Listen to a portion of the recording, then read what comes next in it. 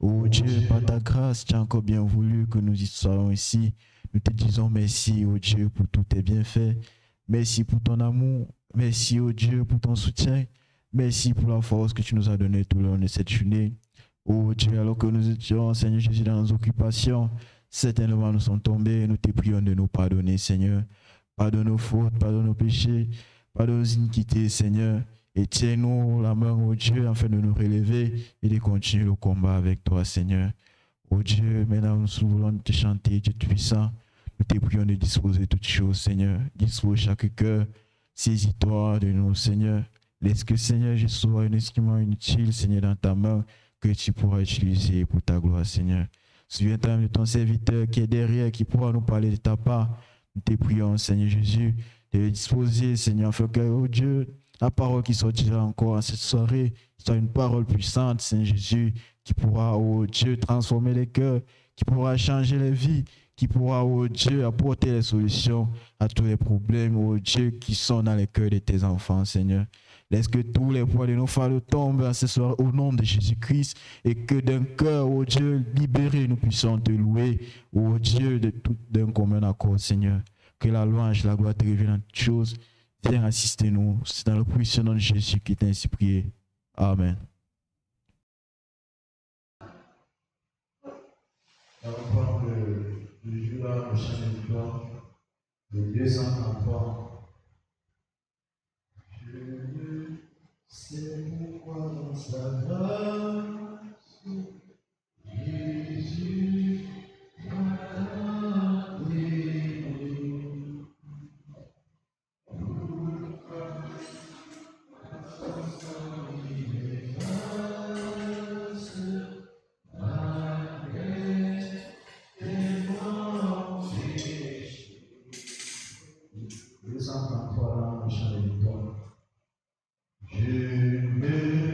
C'est pourquoi dans sa grâce, Jésus m'a pardonné. Pourquoi par son sang il efface ma peine et mon péché. Et je sais pas, lui j'ai la vie. Il m'a sauvé dans son amour. Il m'a délivré, ça me prie. J'attendais de son retour. Je sais comment la lumière était retour.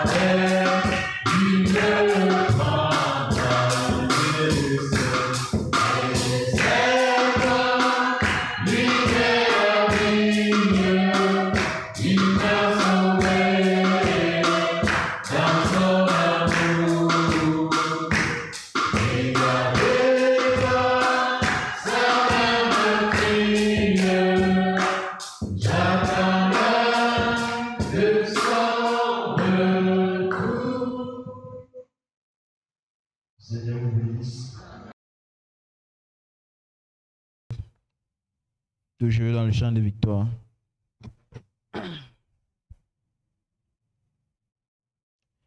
Quel autre ciel ai-je que toi, ô mon Dieu, mon sauveur. 217, toujours dans le chant de victoire. Nous sommes dans le chapitre. Quel autre ciel ai-je que toi, ô mon Dieu, mon sauveur, n'as-tu pas ouvert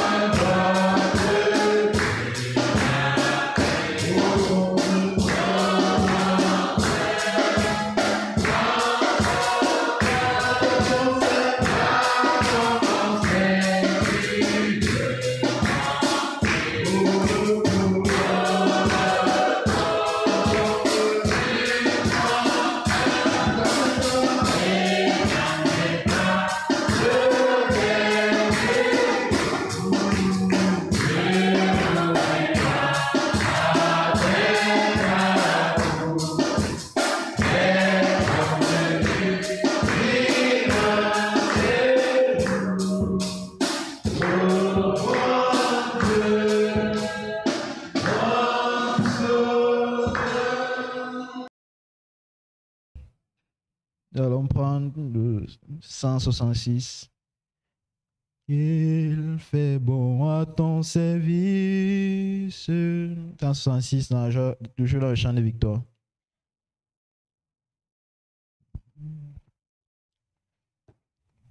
Qu'il fait bon à ton service, Jésus mon sauveur.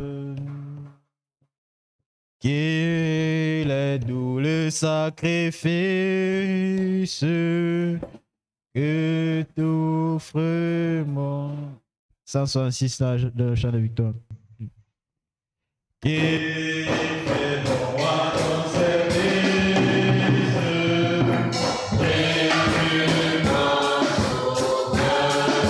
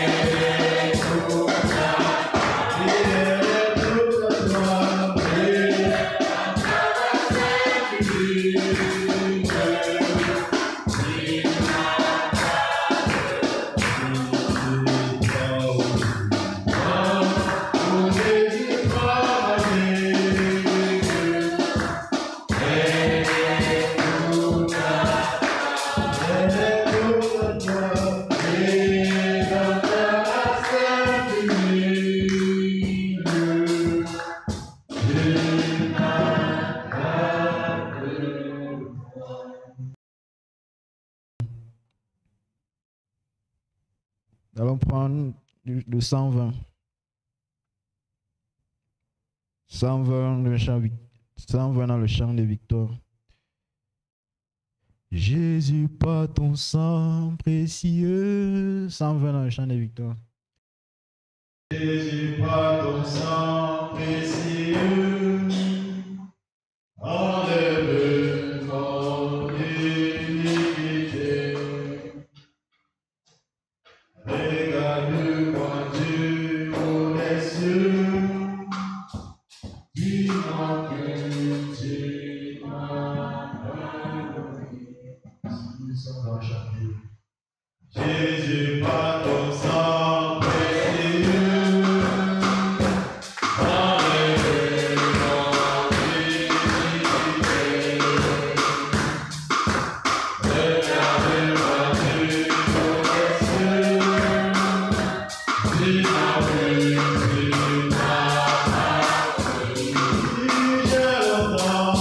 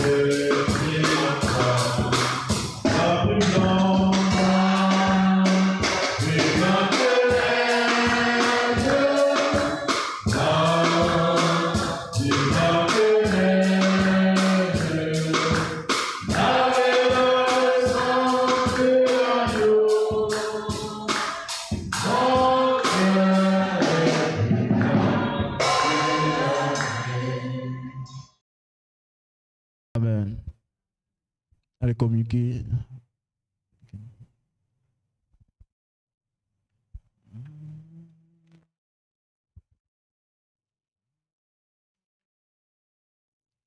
Que Dieu vous bénisse. Alors, nous lever pour appuyer la parole.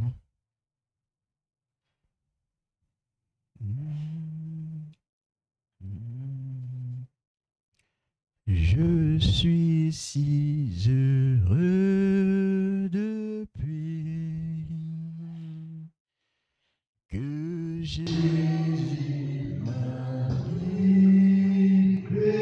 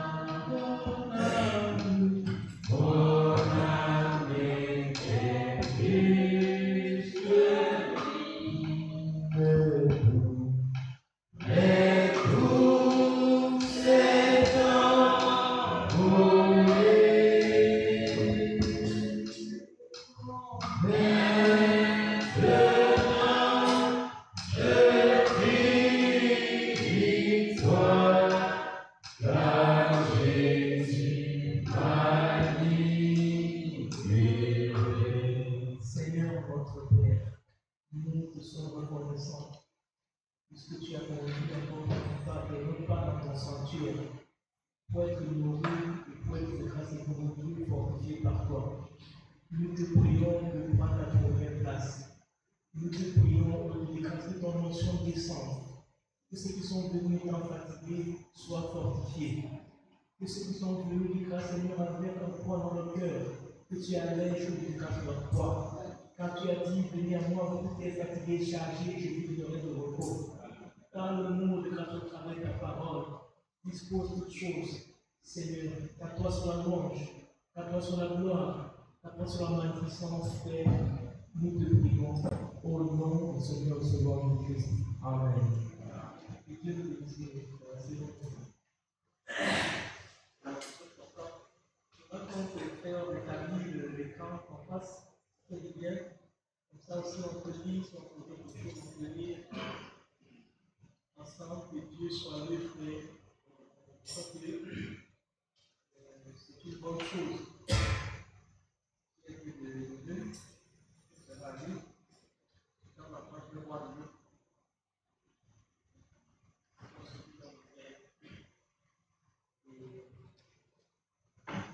C'est que tout soit rétabli dans la maison de Dieu.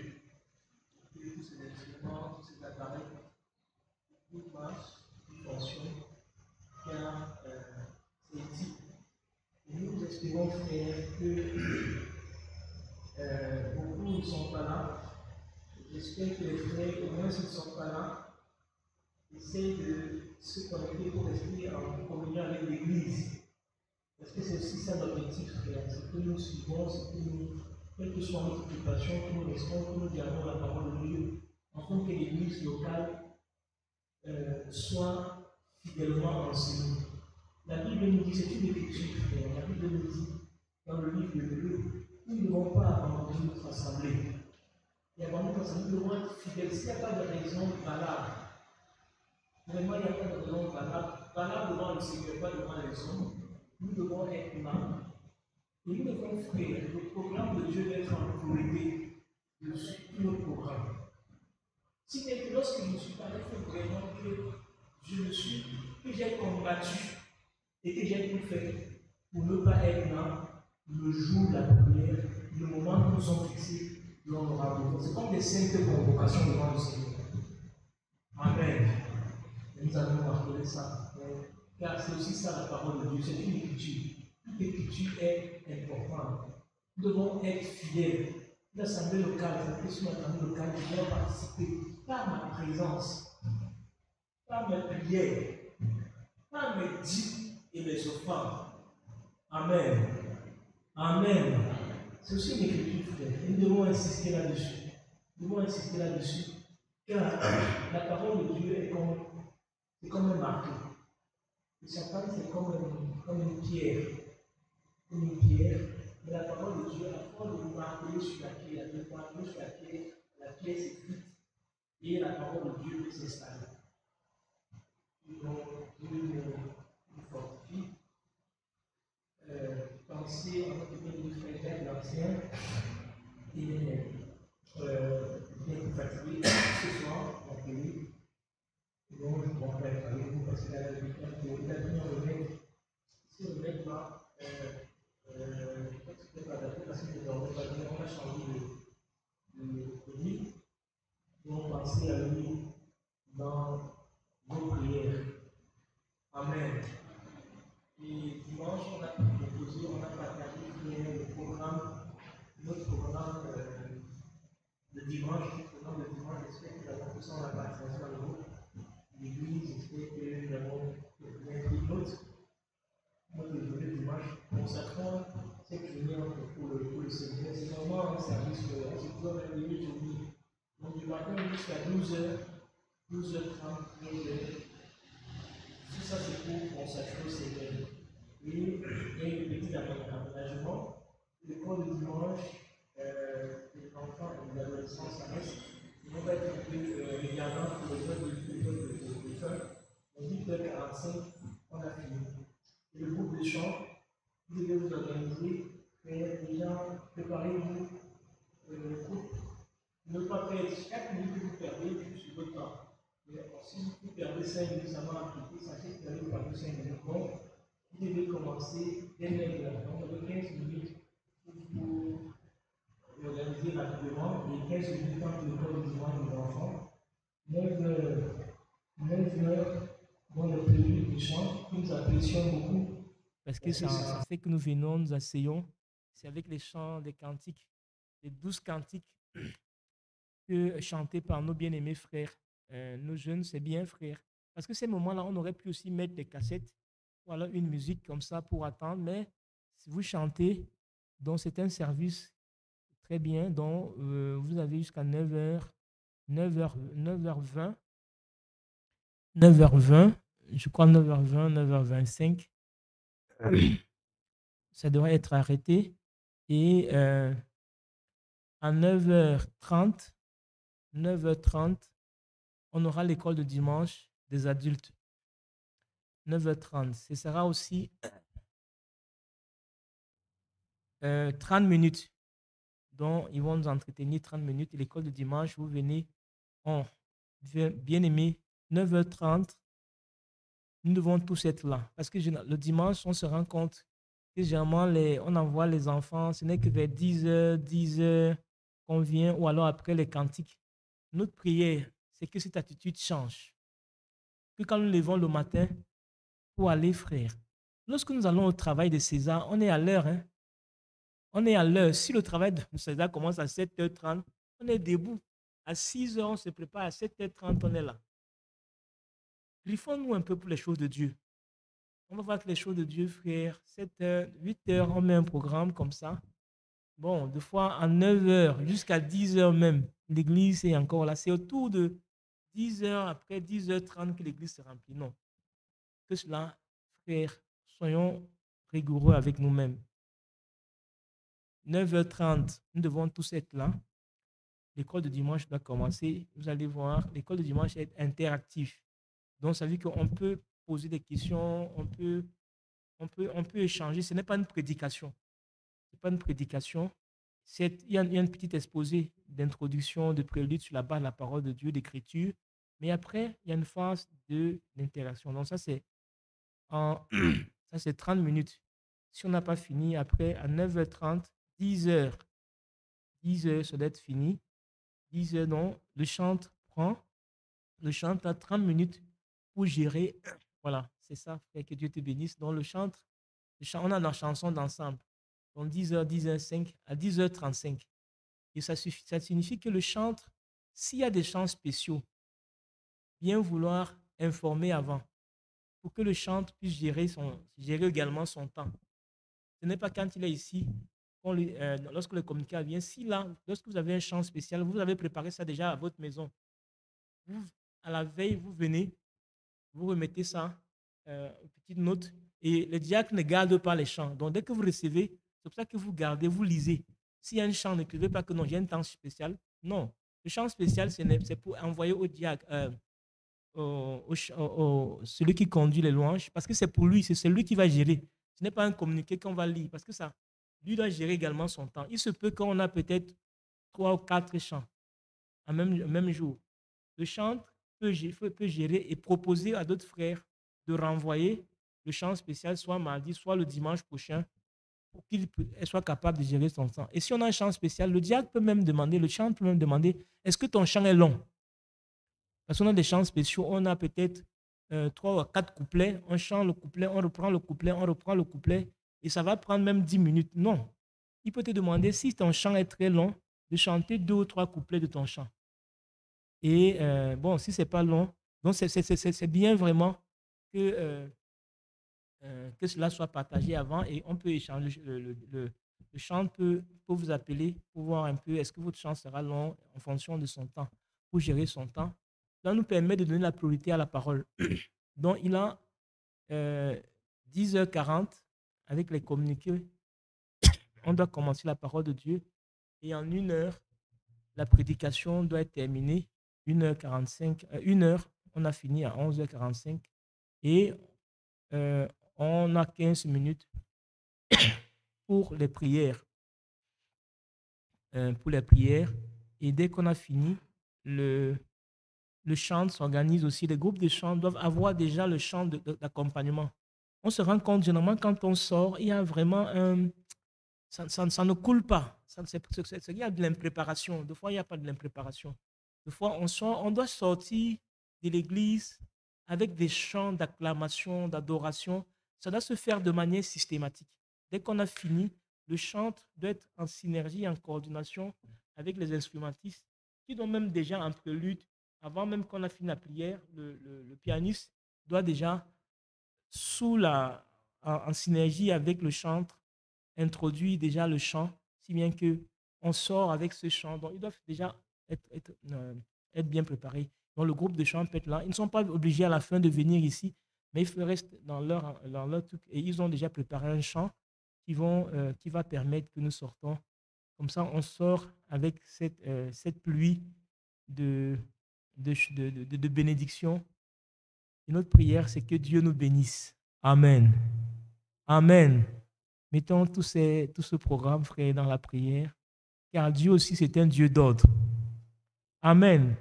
Quand Dieu est un Dieu d'ordre, frère, la Bible dit Dieu n'est pas un Dieu de désordre. Et je vous dis, bien-aimés frères, vous n'avez même pas besoin de voyager. Si vous êtes intéressé de voir comment se fait le culte dans l'Ancien Testament, entrez dans Chronique.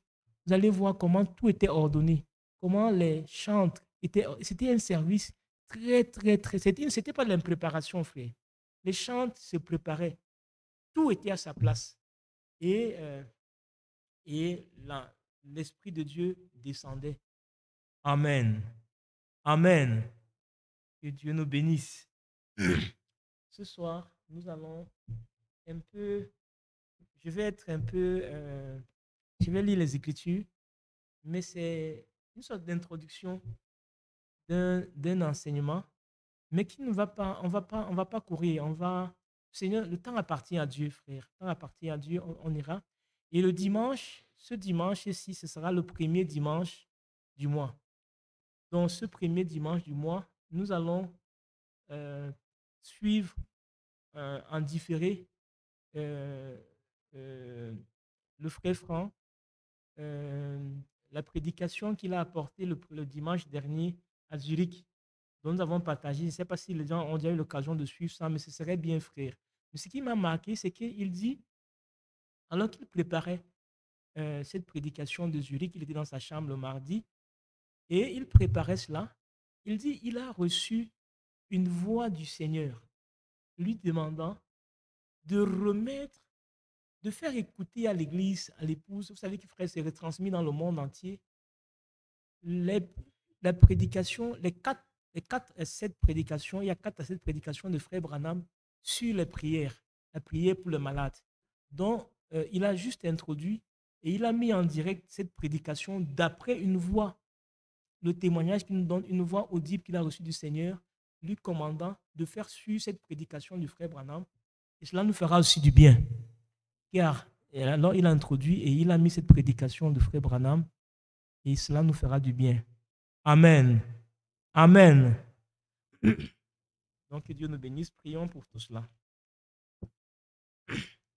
Jésus paya tout.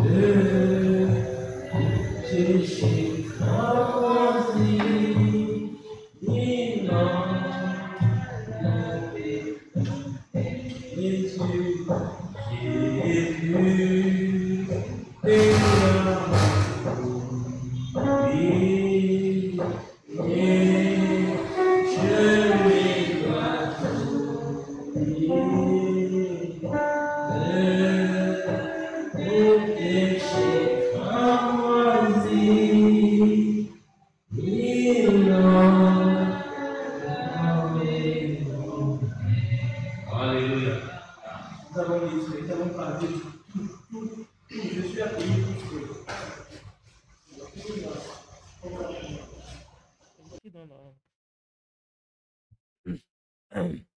Nous allons lire dans Jean au chapitre 19. Jean au chapitre 19. Notre bien-aimé frère a pris le vol cet après-midi.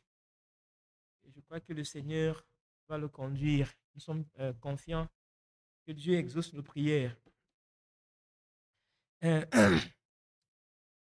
Nous allons lire dans Jean au chapitre 19, à partir du verset 28. Après cela, Jésus, qui savait que tout était déjà consommé, dit, afin que l'écriture fût accomplie, j'ai soif. Il y avait là un vase plein de vinaigre. Les soldats en remplirent une éponge et, l'ayant fixé sur une branche d'hysope, ils l'approchèrent de sa bouche. Quand Jésus eut pris le vinaigre, il dit, tout est accompli. Et baissant la tête, il rendit l'esprit. Dans la crainte que les corps ne restassent sur la croix pendant le sabbat, car c'était la préparation, et ce jour de sabbat était un grand jour. Les Juifs demandèrent à Pilate qu'on rompît les jambes aux crucifiés et qu'on les enlevât. Les soldats vinrent donc, et ils rompirent les jambes au premier, puis à l'autre qui avait été crucifié avec lui. S'étant approché de Jésus et le voyant déjà mort, il ne lui rompit pas les jambes. Mais le soldat lui perça la côte avec une lance, et aussitôt il sortit du sang et de l'eau. Celui qui l'avait vu a rendu témoignage, et son témoignage est vrai. Et il sait qu'il dit vrai, afin que vous croyiez aussi. Ces choses sont arrivées afin que l'écriture fût accomplie. Aucun de ces os ne sera brisé. Et ailleurs, l'écriture dit encore, ils verront celui qu'ils ont percé. Amen. Ainsi, on nous bien-aimé, que Dieu bénisse sa parole. Notre bien-aimé frère Olundu aussi est au village, dans les travaux champêtres. C'est pour ça qu'il n'est pas là. Vous savez que notre frère Robert travaille généralement jusqu'à très tard. Il finit tard son travail. C'est pour ça qu'il vient souvent à la fin. Donc, pensez à tous nos bien-aimés dans le Seigneur. Ces frères qui sont les anciens, que Dieu les garde, les fortifie. Bien-aimés dans le Seigneur. Au verset 30 de Jean chapitre 19, on dit, quand Jésus y prit le vinaigre, il dit, tout est accompli. Quand la parole dit tout est accompli, c'est vu que tout est accompli. L'œuvre, en fait, ce pourquoi le Seigneur a souffert, il a souffert, et en ce moment, il fallait que les Écritures s'accomplissent. Et sur la croix, frère, il y a plus d'une centaine d'Écritures qui sont accomplies à la croix. Et donc le Seigneur, tout était là. Et lorsqu'on lui a donné ce vinaigre et qu'il a pris, c'était une portion d'écriture qui allait. Et lorsque le Seigneur le prend, il dit, tout est accompli. L'œuvre de la rédemption est accomplie. Amen. Bien-aimé dans le Seigneur, l'œuvre de la rédemption, ce pourquoi Dieu a envoyé, ce pourquoi le Christ est venu, l'œuvre là est accomplie. Tout est accompli. Le Seigneur a payé le prix. Et nous sommes libérés de toute oppression du diable. Tout est accompli, mes frères.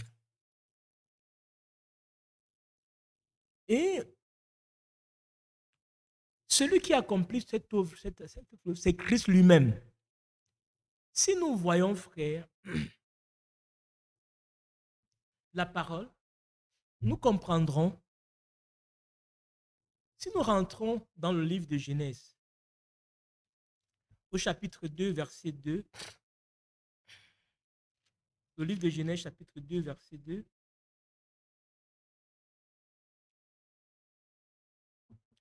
La Bible dit, Dieu acheva le 7e jour son œuvre. Qui achevait l'œuvre? Dieu lui-même. C'est Dieu qui achève son œuvre. Et on dit qu'il acheva le 7e jour son œuvre qu'il avait faite. Et il se reposa le 7e jour de toute son œuvre qu'il avait faite. Donc, celui qui a fait l'œuvre, c'est Christ. Et ici, c'est Dieu. Et ici, il s'agit de l'œuvre de la création. Dieu a créé une œuvre qui était parfaite. Si nous voulons voir comment nous allons vivre, ça veut dire que comment nous allons vivre, il faut rentrer simplement dans la Genèse. Il faut rentrer dans comment est-ce que la chose a commencé et comment est-ce que Dieu veut. Ça veut dire que nous ne rentrons pas à une vie que nous ne connaissions pas. Nous avons déjà un modèle dans la création à la Genèse. À la Genèse, voilà comment Dieu voulait que le monde soit. C'était un monde parfait. Tout était bon. Tout était parfait. Et on dit, Dieu acheva son œuvre. Jusqu'à ce que vienne le péché entre. Et quand le péché entre, Dieu recommence encore son œuvre de rédemption. Retenons bien, mes bien-aimés frères, qu'il y a deux œuvres que le Seigneur a accomplies. La première œuvre, c'était l'œuvre de la création. Et la deuxième œuvre que le Seigneur a accomplie, c'est l'œuvre de la rédemption. Si bien que toute la Bible, parce qu'avant que l'homme ne chute, l'homme était en parfaite communion avec Dieu. Christ était, la parole était là. On était totalement liés à Dieu. Tout était parfait. Nous connaissions Dieu comme il nous connaît. Nous étions en parfaite harmonie. Tout était bien. Quand l'homme tombe, il y a l'œuvre maintenant de la rédemption qui commence. Et l'œuvre de la rédemption, mes bien-aimés, lorsqu'on voit à partir donc de la chute de la Genèse, commence lorsque Dieu descend et il demande à donner la sentence à chacun. Dieu commence par Adam. Adam dit, la femme que tu as mise, la femme rentre dans le serpent. Dieu ne demande pas au serpent. Et à cause de cela, Dieu n'a pas maudit. Regardez que Dieu n'a pas maudit. Celui qui a été maudit, c'est le serpent. Mais Dieu n'a pas maudit l'homme. Il a simplement dit à l'homme, avant tu étais dans le jardin. Parce que regardez, Dieu lui avait même dit, avant que l'homme tombe, on avait dit que domine sur tout, tu cultiveras. Donc en fait, l'homme était dans le jardin, il pouvait prendre les fleurs, tout était parfait. Donc on savait que c'était bien. Il était en parfaite harmonie, frère. C'était une parfaite, c'était lui le maître de la création. Mais dès lors que l'homme tombe, Dieu lui dit, maintenant, avant tu étais bien, tu mangeais, tu commandais, maintenant, tu mangeras à la sueur de ton front. Il dit, je vais maudire la terre. La terre va produire des épines et des ronces. À partir de ce moment, frère, Dieu a établi un principe, le principe du travail. Et donc, Dieu a établi ce principe du travail. Il dit que l'homme mangera à la sueur de son front. C'est un principe, frère. Donc, ce principe est valable jusqu'à ce que nous rentrons à l'éternité.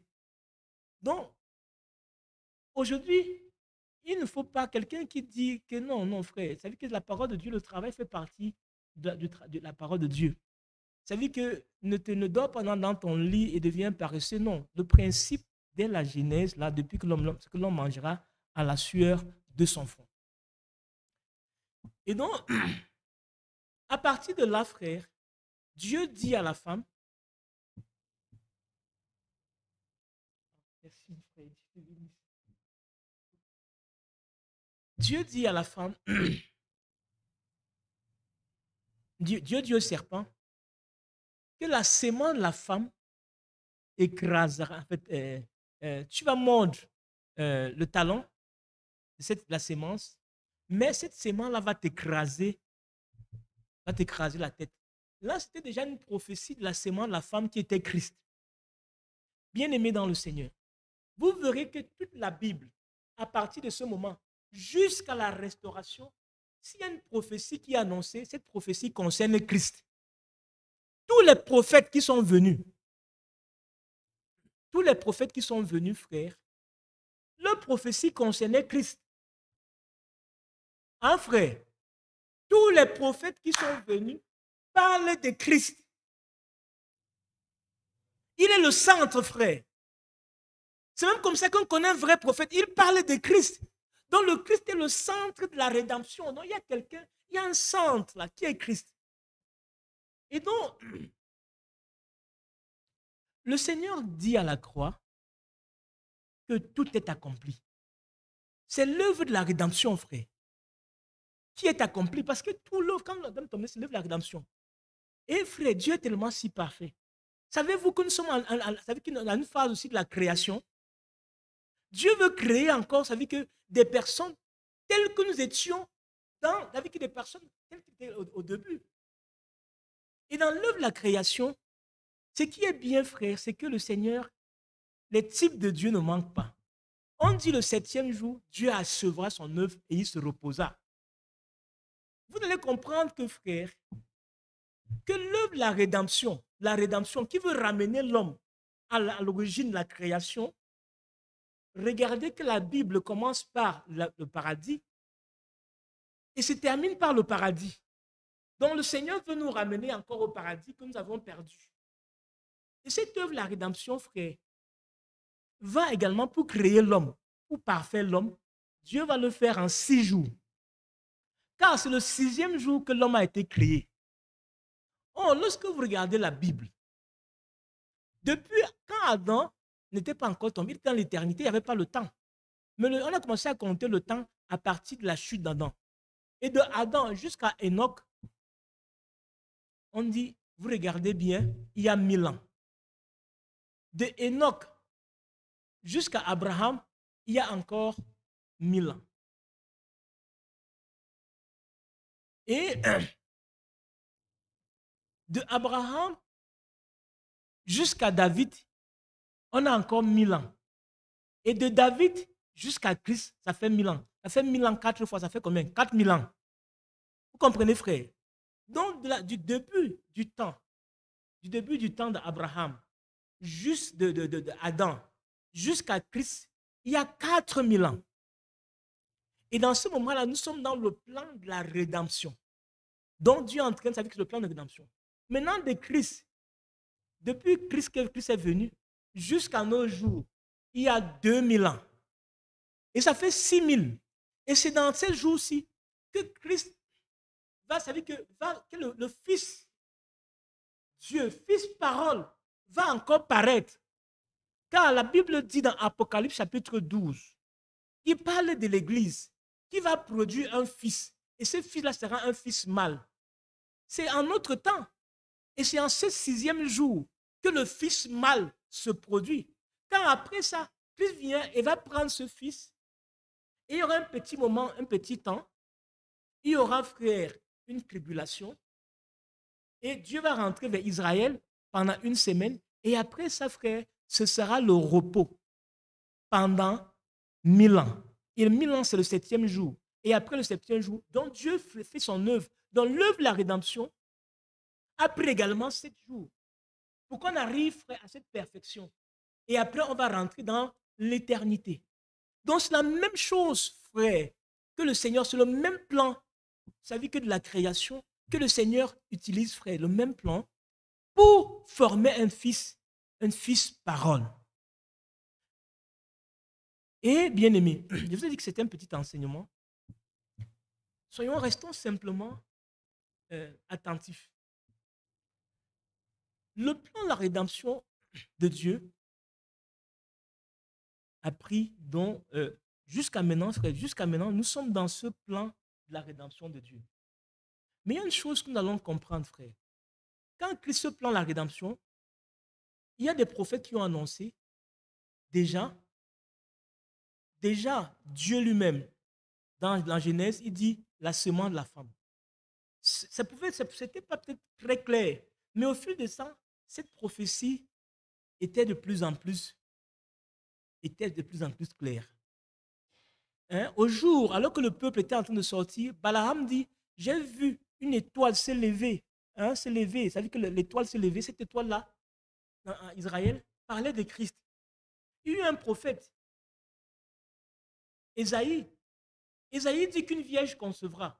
Donc, au fil du temps, ce plan, la rédemption, s'est déployé. Lorsqu'on parlait de la sémence de la femme, peut-être on ne comprenait pas, mais au fil du temps, ça se manifestait, et on pouvait voir jusqu'au jour où Christ, une vierge a conçu, on a vu Christ apparaître. Et il est venu, frère, pour accomplir une œuvre, pour payer le prix. Et là, sur la croix, il a souffert, et il a versé son sang. Et ce jour-là, il dit, tout est accompli. D'après ça qui a été annoncé. Il dit, c'est pour ça que la Bible dit, c'est de moi qu'ont parlé Moïse et les prophètes. C'était Christ. Tout est accompli. Mais il y a une chose, frère. Quand Christ est venu, quand il dit tout est accompli, ça veut dire qu'il a payé le prix. Ça veut dire que nous avons aujourd'hui, nous sommes en pleine, ça veut dire que nous avons le plein droit. Ça veut dire que toute la rédemption parfaite a été accomplie. Mais ce que nous devons voir, frère, c'est qu'il y a une dimension prophétique. Et il y a une dimension aussi de l'accomplissement de ce qui est prophétique. Car c'est Christ qui dit que tout est accompli. Ça veut dire que nous pouvons déjà rentrer dans nos gloires, nous pouvons déjà être millénium. Non. C'est une dimension prophétique du plan de salut qui s'est accompli. Parce que ce qui se passe à la croix, et Dieu dit, frère, si nous rentrons dans Hébreu, nous allons bien comprendre ça. Dans Hébreu chapitre 5. Hébreu chapitre 5. Frère, vous savez, l'enseignement vient aussi pour nous positionner.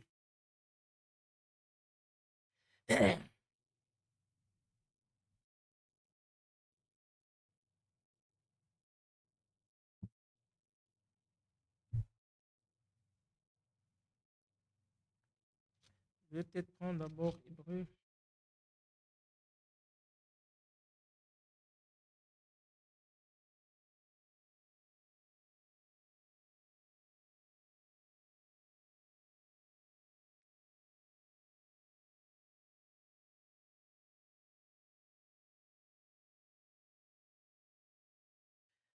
Hébreu chapitre 5.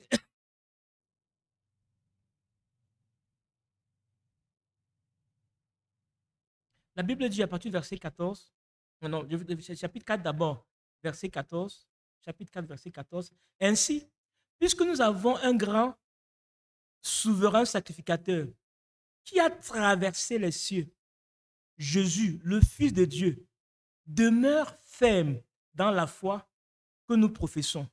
Car nous n'avons pas un souverain sacrificateur qui ne puisse compatir à nos faiblesses. Au contraire, il a été tenté comme nous en toutes choses sans commettre un péché. Approchons-nous donc avec assurance du trône de grâce afin d'obtenir miséricorde et de trouver grâce pour être secourus dans nos besoins. Si nous continuons la lecture, on va dire que tout cela, tout ce qui s'est passé dans l'Ancien Testament préfigurait le plan du salut. Bien-aimé dans le Seigneur, le Seigneur, pour dévoiler son plan du salut à l'humanité, s'est choisi un peuple. C'est-à-dire que le fait qu'on a choisi Abraham et qu'il ait choisi un peuple et qu'il ait donné la loi à Moïse et toutes les ordonnances préfiguraient un peu le plan de la rédemption. Dans la loi, quand quelqu'un avait péché, comment est-ce qu'on faisait pour expier le péché? Le pécheur devait aller chercher un agneau qui devait être sans tache, ni ride et bien. Et il devait aller voir le sacrificateur. Et lorsqu'il voyait le sacrificateur, il mettait sa main sur l'agneau et il parlait de ses péchés. Et ses péchés allaient sur l'agneau et le sacrificateur pouvait immoler l'agneau et prenait le sang. Mais ce n'était pas seulement la partie. Il prenait le sang. C'était une partie. Il y avait une seconde partie.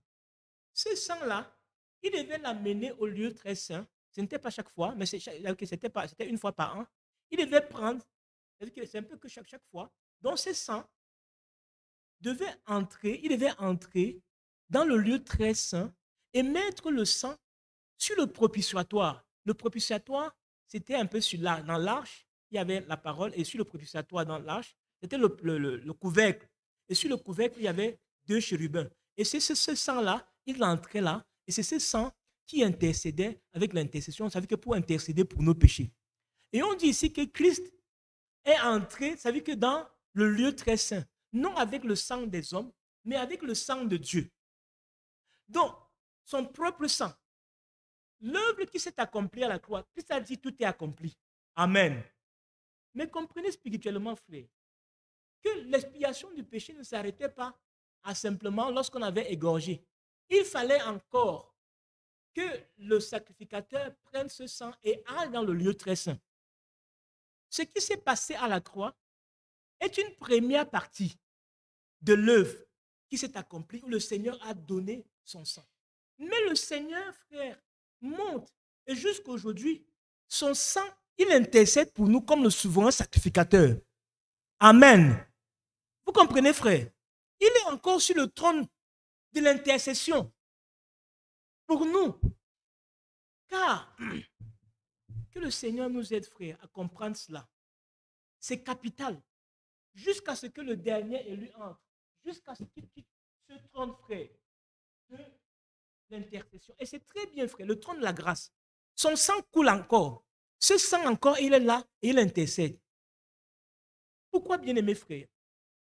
Et on va faire un lien avec Apocalypse et l'ouverture des sceaux.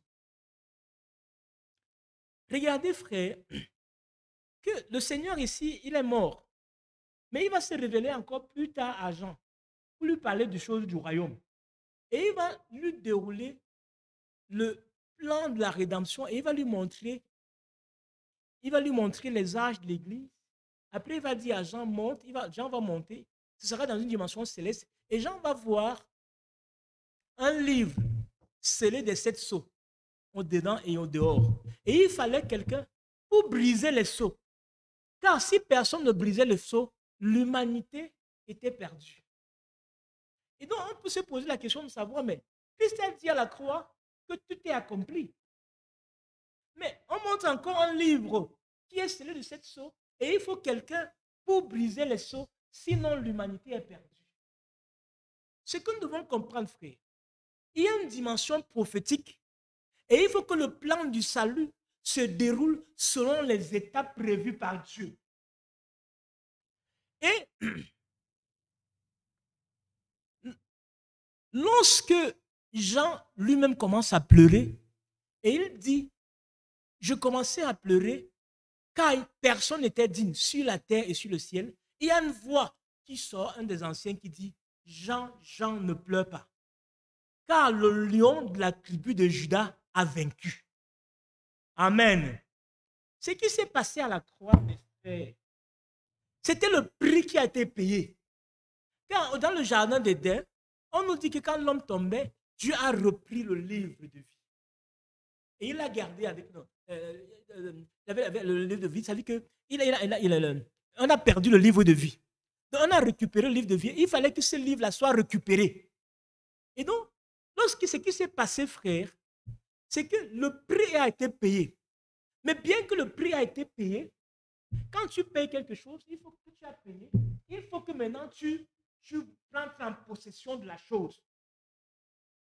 Entrer en possession de la chose, il faut que nous rentrons, frère, dans notre vie, telle que nous étions dans le jardin d'Éden, car tout va finir que lorsque nous rentrons dans la vie, dans le jardin d'Éden, tel que c'était prévu, et que nous puissions véritablement encore communier avec notre Seigneur. Et dans ce plan de salut, dont la Bible montre, il dit, Jean ne pleure pas, car le lion, la tribu de Juda, a payé le prix. Et quand Jean dit, je regardais pour voir, je vis un agneau. Au lieu de voir un lion, il voit un agneau. Qu'est-ce que cela veut dire? Ça veut dire que lorsque Christ vient payer le prix, il vient payer le prix en tant qu'agneau. Vous comprenez, frère? Lorsqu'il est mort sur la croix, il est mort en tant qu'agneau. Il a payé le prix. Mais il n'est pas encore entré en possession de la chose, bien que le prix soit déjà payé. Maintenant, frère, lorsque il est encore, et là maintenant, il exerce maintenant son ministère de sacrificateur, d'intercesseur. Il est sur le trône. Et avec le sang, il est monté. Il exerce. Ça veut dire que frère, l'ennemi, l'accusateur de frère, lorsqu'on dit frère, lorsqu'on va à l'Apocalypse, on dit le diable, c'est l'accusateur de frère. Chaque jour, il était. Le Seigneur intercède. Il intercède. Il est l'avocat, frère. Notre Dieu est Dieu, frère. Imaginez-vous, vous allez dans un tribunal, frère. Le juge, oh mon Dieu. Le juge, c'est ton frère. Amen. Car tout ça, c'est Dieu qui prend cette différente forme de Dieu. Il prend, frère, il est Dieu, il est le juge, mais lui-même est encore avocat. Il intercède aujourd'hui pour nous. Frère, tout est accompli. Et donc, il intercède pour nous. Et Christ, frère, en tant qu'agneau, avec ce sang, il s'est immolé. Il a été immolé, frère, en tant qu'agneau.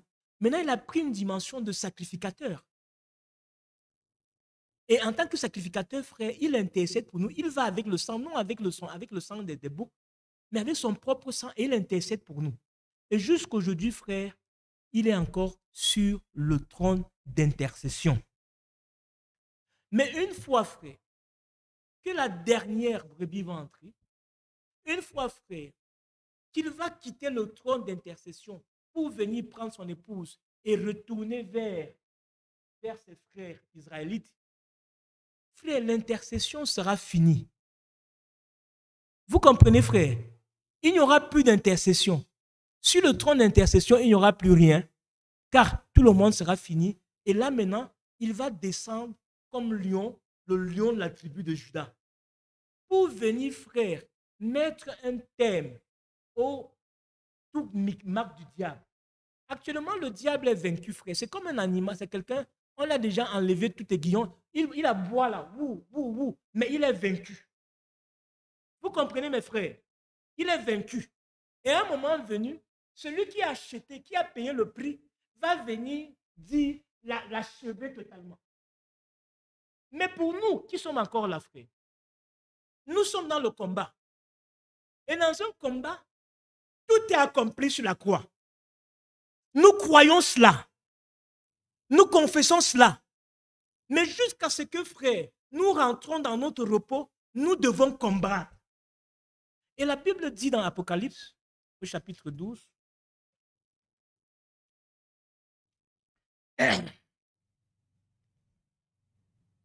Apocalypse, chapitre 12.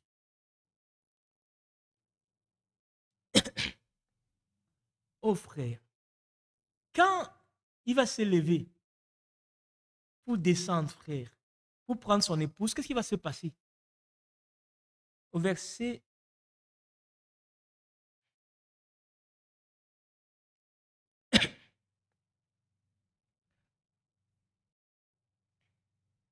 je peux commencer au verset 5.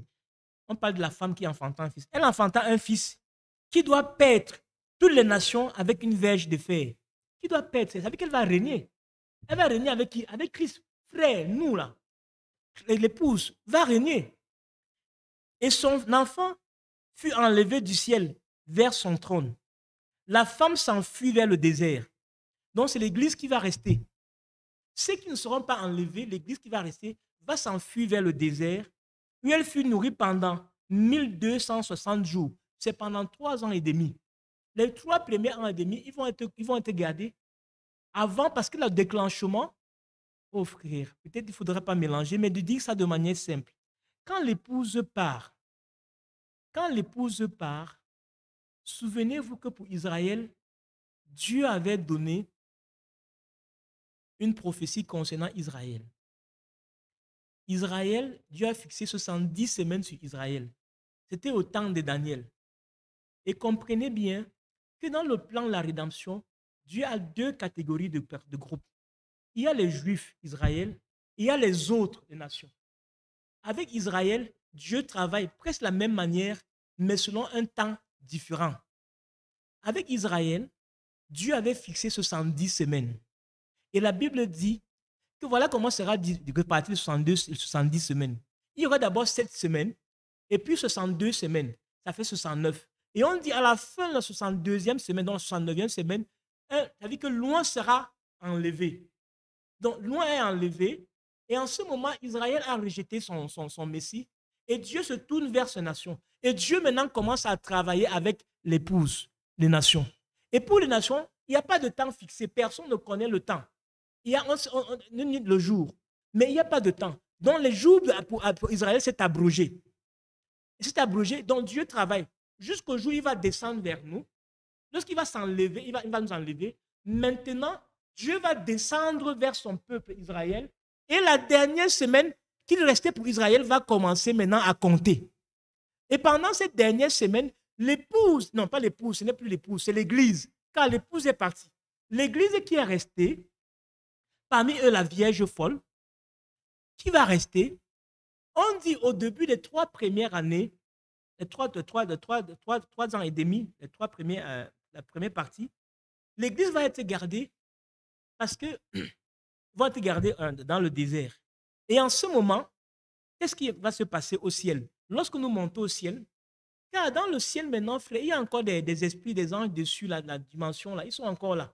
Mais lorsqu'on va monter au ciel, ces anges-là, ces anges déchus, qui sont au ciel, dans la dimension céleste, vont être précipités sur la terre. On dit, il y a eu dans le ciel, verset 7, il y a eu une grande guerre dans le ciel. Et cette grande guerre dans le ciel, ça va se passer entre qui, frère? Michael et ses anges combattirent contre Dragon, contre Satan. Et le dragon et ses anges combattirent. Donc les anges qui sont dans une dimension céleste, lorsque l'épouse va engager le ciel, et c'est là où s'accomplit cette parabole du Seigneur, où la Bible dit qu'il y avait quelqu'un qui avait invité des gens pour manger et ils ont refusé. Et après, le Seigneur a pris son épouse et leur a donné un habit. Et quand on a donné un habit blanc, après on a vu dans la salle des gens qui étaient entrés. On vous a demandé, vous êtes entrés comment? Sans le Saint-Esprit, vous êtes retrouvés au ciel comment? Et on a dit, allez là où il y a les pleurs et les grincements des dents, on les a poussés au ciel. C'est cette prophétie, ce qui va se passer. Car lorsque nous montons au ciel avec nos habits de l'épouse, au ciel, il va se retrouver également d'autres anges, d'autres corps spirituels, mais qui vont être combattus. Et en ce moment, celui qui mène le combat, c'est l'ange puissant. Parce qu'il y a 2 anges, 2 super anges. Il y a l'ange, il y a Daniel, il y a pas Daniel, il y a Gabriel. Gabriel, c'est le messager frère qui annonce des nouvelles, il y a ceci, qui vient. Mais il y a un autre ange. C'est lui, on l'appelle le chef des armées, le puissant ange de guerre. C'est Michael. Quand vous allez même voir, lorsque Daniel commence à prier et que Dieu lui envoie la prophétie, on dit l'ange Gabriel qui dit, j'ai été résisté pendant 21 jours et je n'ai eu que le secours de Michael. Quand Dieu envoie Michael, non, ce qui va se passer maintenant, lorsque l'épouse va monter au ciel, car Dieu a déjà vaincu, frère. Satan, ce n'est plus Jésus qui a vaincu Satan, parce que Jésus a déjà vaincu Satan. Vous comprenez, frère? Tout est accompli. Maintenant, dans le plan de rédemption, ça veut dire que les choses se passent telles que c'est prévu. Donc, lorsque le Seigneur, nous montons au ciel, l'ange Michael va descendre, va combattre avec ses anges, et il va combattre Dragon et ses anges, et il va les précipiter sur la terre. Parce qu'au ciel, frère, c'est nous qui allons régner en ce moment. Et il va descendre sur la terre. Et quand Satan va descendre sur la terre, frère, il va s'incarner. Ça veut dire que Satan, le dragon, va s'incarner avec la bête. Et alors maintenant, sur la terre, frère, sera la dégringolade. Mais l'épouse sera déjà partie. Alléluia. Et la Bible dit au verset 11, non, je continue, il dit, et j'entends verset 10, non, verset 9, il fut précipité, le grand dragon, le serpent ancien, appelé le diable et Satan, celui qui séduit la terre. Il fut précipité sur la terre et ses anges précipités avec lui, frère. Lorsque nous sommes partis, frère, on parle de la méchanceté, c'est en ce moment que Satan va être précipité et ce sera vraiment difficile. 1 Thessaloniciens aussi, vous pouvez voir cela. Et j'ai entendu dans le ciel une voix forte qui disait, maintenant le salut est arrivé, et la puissance et le règne de notre Dieu, et l'autorité de son Christ. Car il a été presté l'accusateur de nos frères. Il est qui, frère? On l'appelle l'accusateur de nos frères. C'est pour ça que maintenant, ça veut dire que dans sa dimension de sacrificateur, le Seigneur intercède. Car le diable passe son temps, il te pique, tu pleures et il t'accuse. Il te pique, tu pêches et il t'accuse. Mais gloire soit rendue à Dieu. Car la repentance, oh frère, lorsque le Seigneur a pourvu la repentance et le Seigneur recueille encore nos prières. C'est lui l'accusateur des frères. Et ils ont vaincu. Ils ont vaincu, nous l'épouse. Comment nous avons vaincu, frère? Ils ont vaincu à cause du sang de l'agneau. L'œuvre accomplie sur la croix. Alléluia. Et à cause de la parole de leur témoignage, ils confessent que Dieu a tout payé. Amen. Frère, aujourd'hui nous combattons. Quand on dit Dieu a tout payé, il a vraiment tout payé. Mais Satan aboie encore. Satan fait encore, essaye encore, frère. Il vient, il te donne des maladies. Il vient, frère, savez-vous que la vie de chrétien est faite d'adversité?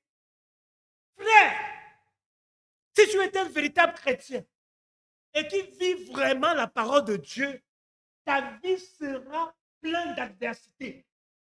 Mais il faut que ta foi soit mise à l'épreuve. Il faut que tu bombes la foi devant Satan chaque fois, frère. Ça veut dire que même pour que tu manges, il faut que tu aies la foi. Car le diable veut te rendre néant. Il veut même que tu n'aies pas à manger. C'est son travail.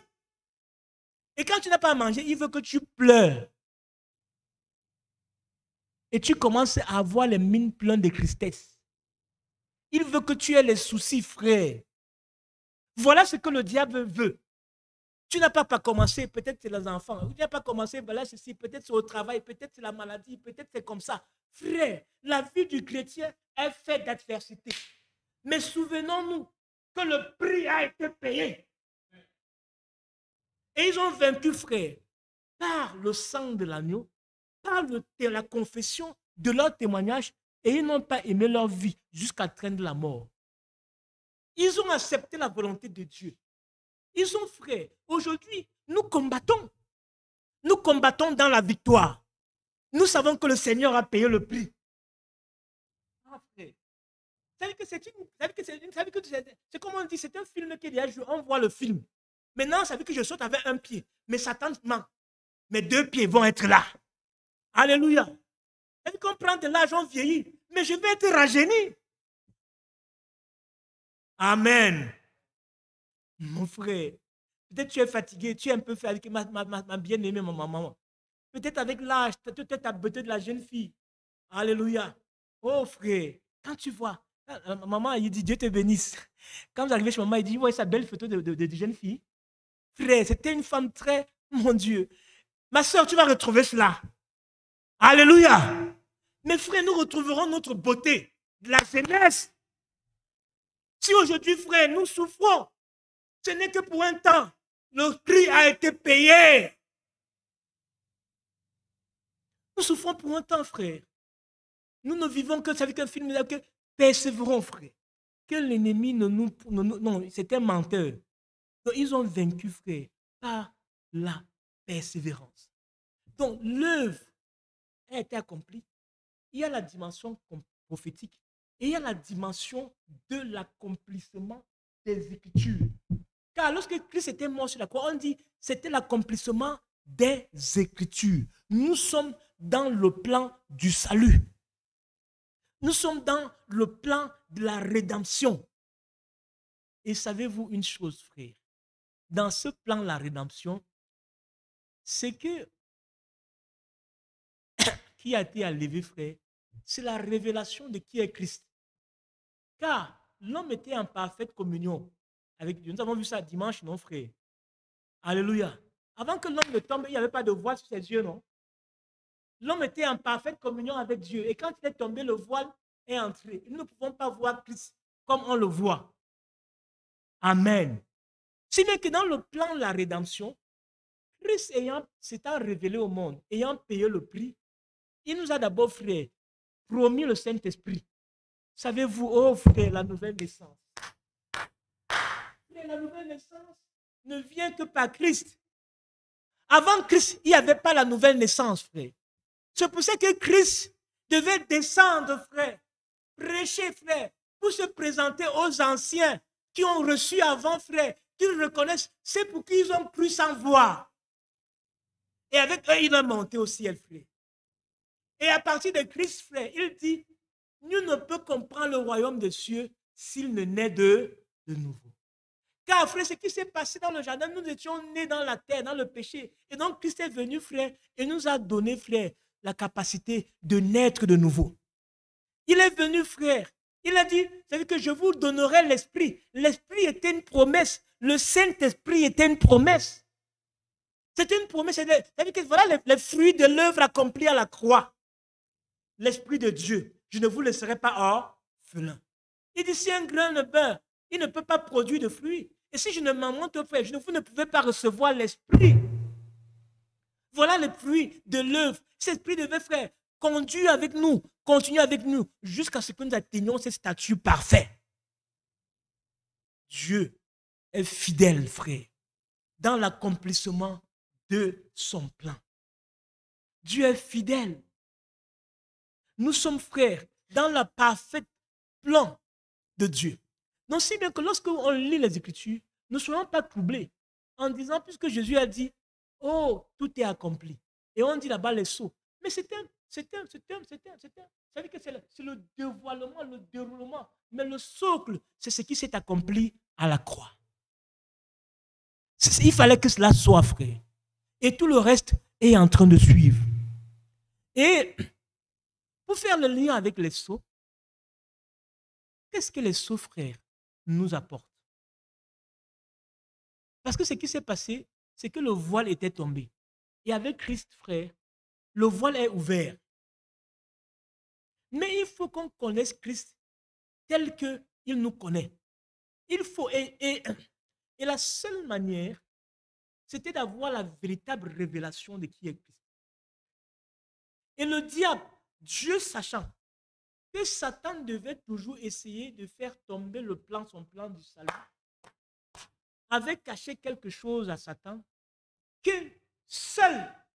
lui seul pouvait le révéler. Et cette dernière chose, frère, nous sommes dans le temps de la révélation de toute la parole de Dieu.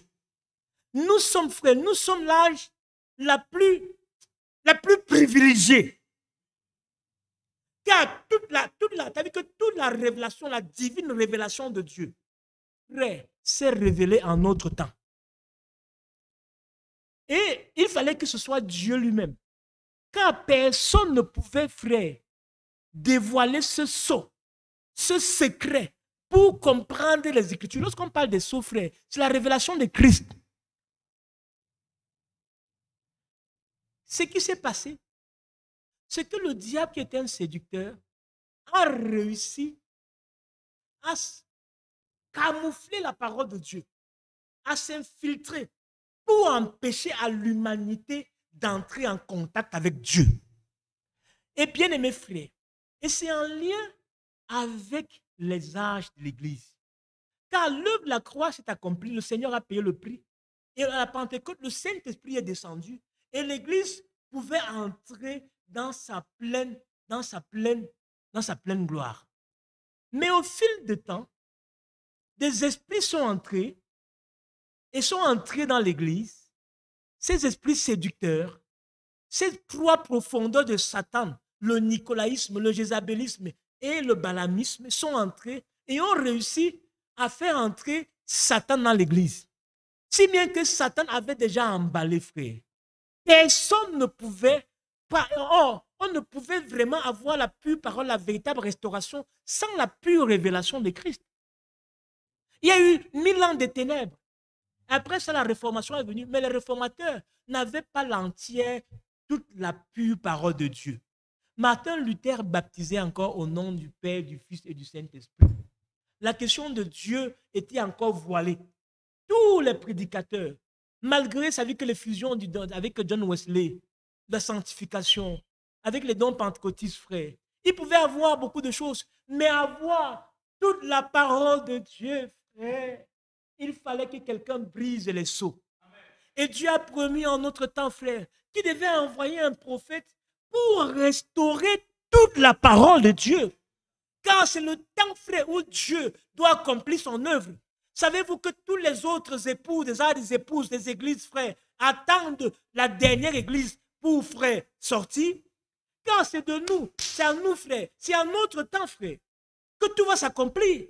Et en notre temps, frère, Dieu a envoyé ce prophète pour restaurer la parole.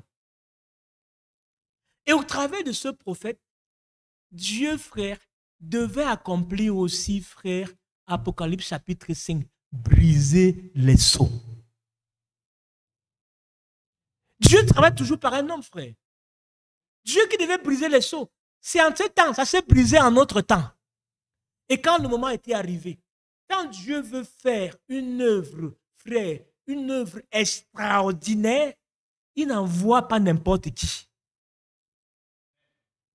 Frère, lorsque Dieu, dans son plan, devait faire sortir son peuple de l'Égypte pour amener à la liberté, qui est une sorte de plan de salut, il fallait qu'il envoie un prophète de la carrure de Moïse.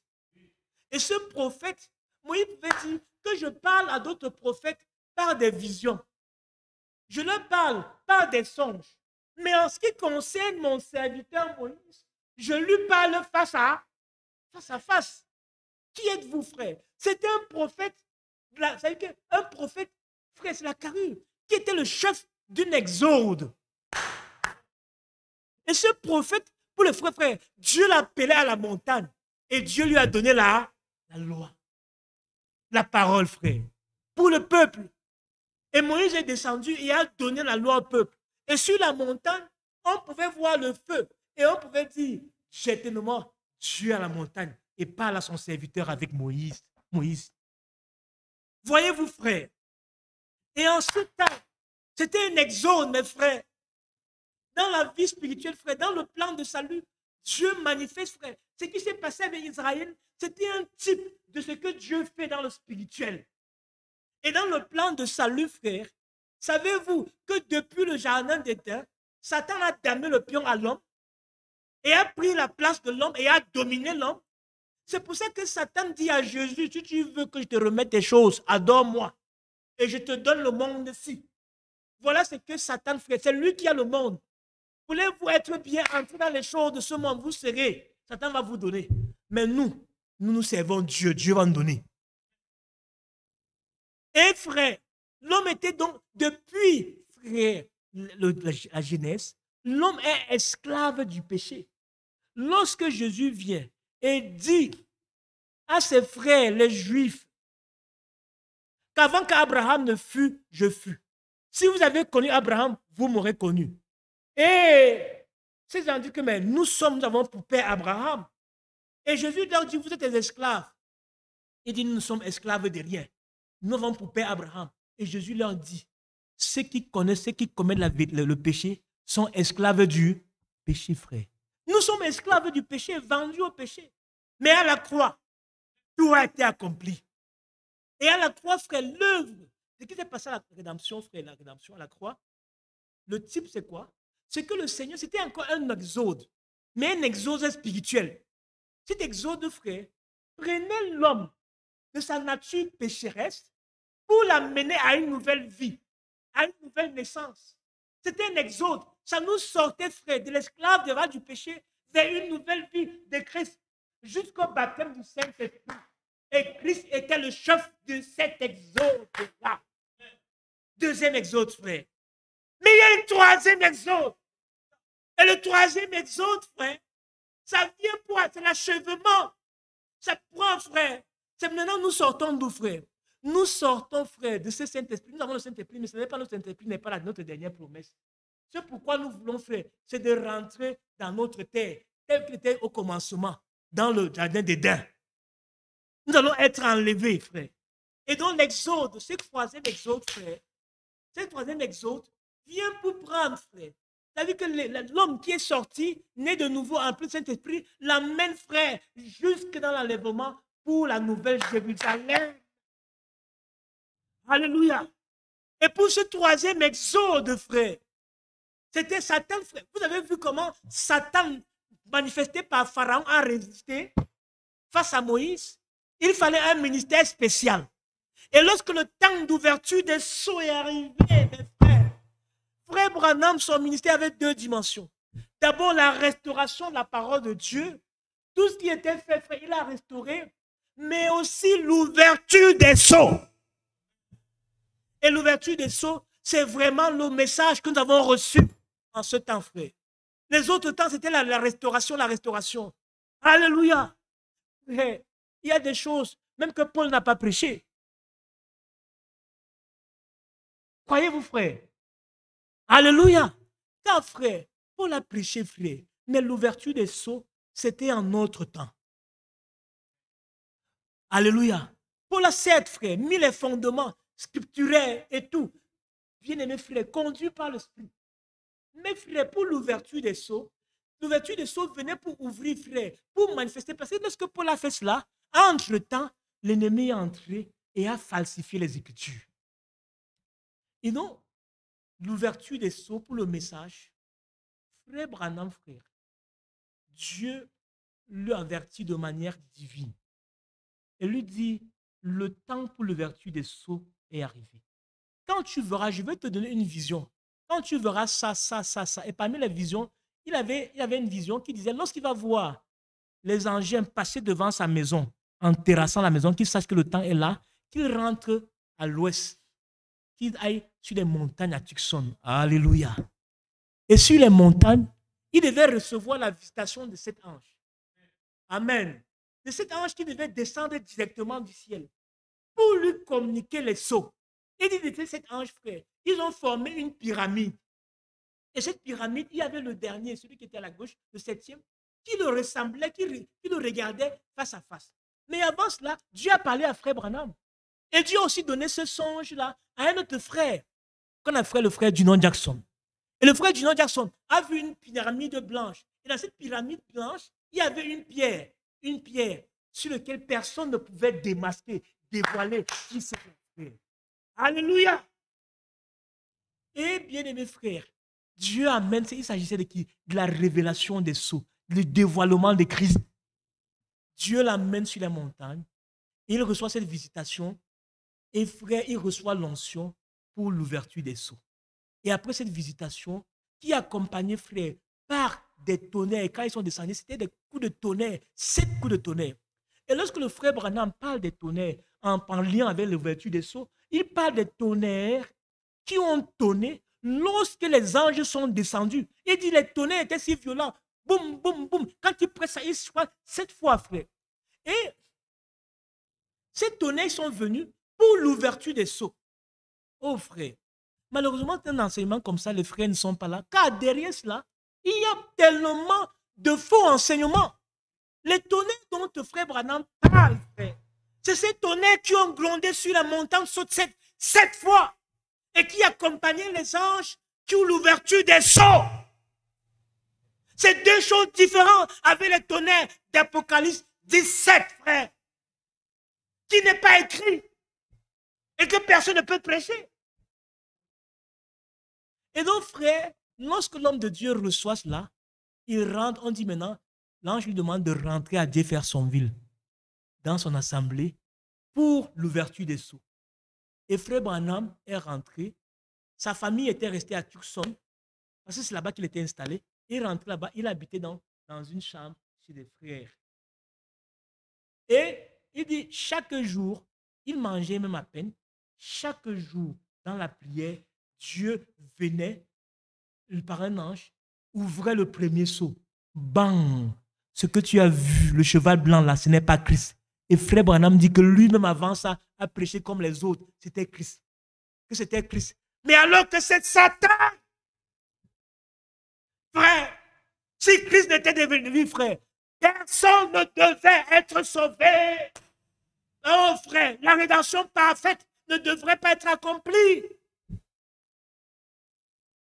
Il fallait, frère, que c'est son homme. Regardez comment le diable est entré et il était adoré à l'église et personne ne le voyait. Frère, rendons grâce à Dieu pour la révélation. Et quand il est venu, frère, les sceaux sont ouverts. Le premier, le deuxième, le troisième, le quatrième, le cinquième, le sixième, jusqu'au septième sceau. Et il avait le septième sceau, frère. Voilà frère, le couronnement. Rien ne peut plus arrêter l'épouse. Alléluia. Frère, rien ne peut plus arrêter l'épouse. L'épouse, frère, est dans sa parfaite. Et savez-vous, frère, que l'ouverture de sceau vient pour 3 choses. Ça vient, ça nous révèle Christ dans tous les détails. Frère, je ne vois pas Christ à moitié. Il y a beaucoup qui parlent de Jésus. Jésus, mes frères, je vous dis, beaucoup ont un Jésus, frère. C'est pour ça qu'ils faisons attention, même sur Internet, frère. Ce n'est pas tout ce qui brille qui est l'or. Nous devons être exigeants. C'est pas quelqu'un qui a commencé à chanter Jésus. Non, frère, on doit regarder tout. Vous comprenez, mes frères? On ne va pas avoir quelqu'un qui chante avec le visage dévergondé et c'est Jésus, frère. Soyons exigeants. Jésus est lié à sa parole. Voilà le Jésus que nous avons reçu, frère. Voilà le retour à la parole de Dieu, mes bien-aimés dans le Seigneur. Mais regardez tout ce qui parle de Jésus, frère. L'épouse, c'est une épouse de parole. Mais si le Seigneur était venu en notre temps, frère, au travers de ces ministères, où est-ce que nous serons, frère? Mais regardez les femmes qui parlent de Jésus. Mais regardez dans les églises, frère. Pantalon, avec tout qui se voit à l'extérieur. Les choses qui même salent de dire sur une chair, frère. Tout qui se dessine, chantant Jésus. Regardez les plaques aujourd'hui, frère. Celles qui sont devant et en vue, ce sont les grosses photos des femmes comme ça. Regardez, frère. Mais ils sont aveuglés. Ils ne voient rien, mes frères. Nous aussi, frère, nous ne sommes pas plus qu'eux. Si nous avons reçu la grâce d'envoyer celui que Dieu envoie, nous pouvons servir Dieu, frère. Car le Seigneur vient prendre une véritable épouse. Frère, nous sommes la race élue. Frère, nous sommes bénis. La parole de Dieu est claire, mes frères. Dieu est vivant, frère. Le Seigneur est vivant, frère. L'œuvre de la rédemption est accomplie.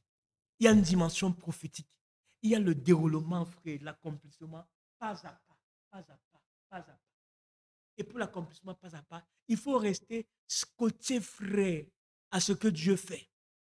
À l'œuvre de Dieu, qu'est-ce que Dieu fait, frère? Tu restes scotché, car Dieu, frère, c'est comme ça, frère, que les cieux sont ouverts. Quand Dieu ouvre, il envoie sa parole et ça nous fait du bien, mes frères. Tout est accompli. Croyons-nous, frère, nous croyons sur la parole de Dieu. Tout est accompli. Mais nous devons comprendre, frère, que l'accomplissement de toutes choses, là, frère, il y a une dimension prophétique, il y a une dimension de l'accomplissement. Et les fils de Dieu, frère, sont encore aujourd'hui dans le combat. Christ intercède encore pour nous. Et le mauvais enseignement, frère, tout ça, pourquoi? Parce qu'on a pris le message de frère Branham, on ne l'a pas compris dans la dimension prophétique. On a laissé la Bible de côté et on a commencé à voir les choses sans dessus-dessous. Je vous dis, frère, lorsqu'on dit que les cieux sont ouverts, quand les cieux sont ouverts, si vous lisez dans l'Apocalypse, frère, l'œuvre de la rédemption est parfaite. Le lion de la tribu de Juda se lève. Amen. Après, ça veut dire que le dernier soit ouvert, frère. Le lion de la tribu de Juda, ça veut dire que tout est accompli. Il se lève et il commence, frère, l'an du jugement, là, et puis nous entendons le millénium.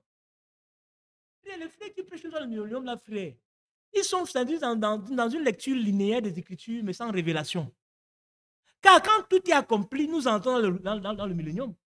Mais ils ne comprennent pas qu'il y a une dimension prophétique et il y a une dimension là. Et ils disent, frère, comme les sons étaient ouverts dans notre âge, le frère Branham, les temps sont finis. Il n'y a même plus d'intercession. On n'avait plus entendu ça. On n'a pas entendu ça, frère. Ils disent que l'intercession est finie. Eh, frère, que Dieu nous en préserve. Mais tout cela vient parce que ça ne peut pas. Tu donnes la Bible à ce frère. Tu dis, frère, prends-moi, explique-moi. Il ne peut pas, frère. Il va se te dire, frère Branham m'a dit, frère Branham m'a dit. Tu dis, oui, frère, je ne discute pas. Prends ça et mets cela dans les Écritures. Il ne pourra pas t'expliquer, mes frères. Oh, il est 20h, mes frères. Et j'arrête. Que Dieu, frère, il ne pourra pas t'expliquer. Mais pourquoi, mes bien-aimés frères? Parce que On n'a pas compris que le frère Branham, c'était un prophète. Et un prophète, frère, c'était un nègre. Et il dit des choses, frère. Tout ce qu'il dit, Dieu, la parole de Dieu vient au prophète, frère. Et savez-vous, frère, comme un frère disait, et j'ai dit Amen, que le message de frère Branham est venu pour nous faire sortir des dominations, pour nous ramener à la pure parole de Dieu. Amen, frère. Le message de frère Branham est venu pour ça.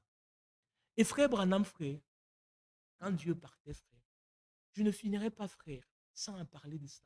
Car je crois de tout mon cœur que ça fait partie du plan de salut. Savez-vous que, frère, le ministère du serviteur fidèle et prudent, ce ministère de docteur, lui, frère, tout ce qu'il a dit dernièrement, il dit que lui, ce que Dieu lui a donné, de prendre ce que le frère Branham a dit et de le mettre dans les Écritures.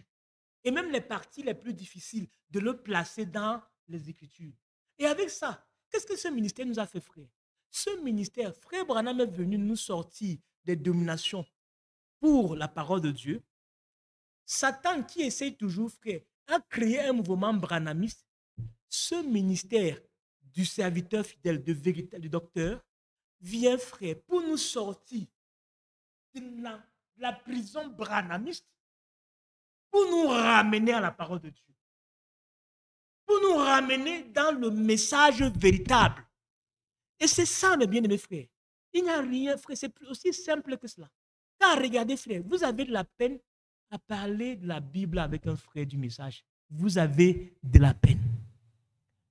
Et frère, j'ai discuté avec un frère. Et frère, on tord les sens des Écritures. Tu échanges avec un frère pour te fermer la bouche, frère. Et il dit ça même en blaguant. Frère, j'ai échangé avec des frères durs. Ils te disent, frère. Et c'est vrai ce qu'ils disent, hein. Mais, frère, la vérité a toujours quelque chose. Il faut toujours sonder la vérité. Ils disent que quand tu es en forêt, quand tu es perdu en forêt, celui qui est perdu en forêt ne discute pas avec le guide. Vous comprenez ce que je veux dire, frère? C'est vrai, frère, car dans ce message, le guide du frère Branham, il dit, lorsque tu es en forêt, que tu es perdu, est-ce que tu peux encore te guider toi-même? Hein? Comme ça, tu ne suis que le guide. Parce que tu es perdu. Mais ils le disent, et c'est vrai, mes frères. Mais l'ennemi, frère, prend une vérité et il pousse la vérité. Et donc, quand tu commences à discuter avec lui, il te dit, frère, quand tu es en forêt et que tu es perdu, un homme qui est perdu en forêt ne discute pas avec le guide. Voilà le mot maintenant. Et donc, on ne discute pas avec frère Branham. Frère, c'est qu'on n'avait pas compris la dimension prophétique de l'homme de Dieu. Car frère Branham, frère, n'a prêché que la Bible. Et il nous a ramenés aux Écritures, frère. Si vous ne comprenez ça, vous allez être perdu, frère. Et donc, il commence à dire, le millénium est venu, elle va te prendre tes brochures, telle brochure. Comment est-ce que tu vas expliquer ça avec les Écritures, frère? Ce n'est pas possible. Car Dieu, même dans la vision de Nebuchadnezzar, Dieu avait déjà montré à Nebuchadnezzar tout le plan du salut. Il lui a montré cette petite pierre qui devait sortir de la montagne sans le secours d'une main, qui devait frapper ces statues. Et les statues représentent quoi? Ça représente la lâche des nations aussi. Et quand ça devait être frappé, ça dit que, frère, toutes les nations devaient tomber et son royaume devait être là.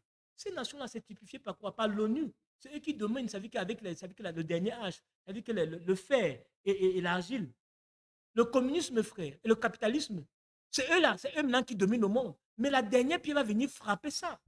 Et quand ça va frapper ça, c'est quand Christ revient, frère, pour régner dans son règne. Et son règne va s'établir. Tu peux dire que le millénaire a déjà arrivé. Comment tu vas placer cette prophétie de Daniel? Comment tu vas expliquer ça avec les Écritures? Alors que tu vois encore le royaume, tu vois encore l'ONU, tu vois encore tout cela. Ça ne se tient pas, frère. Bien-aimé dans le Seigneur, tout est accompli. Amen. Tout est accompli. Gardons cela, frère. C'était un enseignement. Nous allons y revenir, frère, si le Seigneur veut. Mais remercions le Seigneur pour l'œuvre accomplie à la croix. Remercions le Seigneur, frère, pour le plan du salut qui s'accomplit devant nous. Remercions le Seigneur. Frère, nous sommes heureux.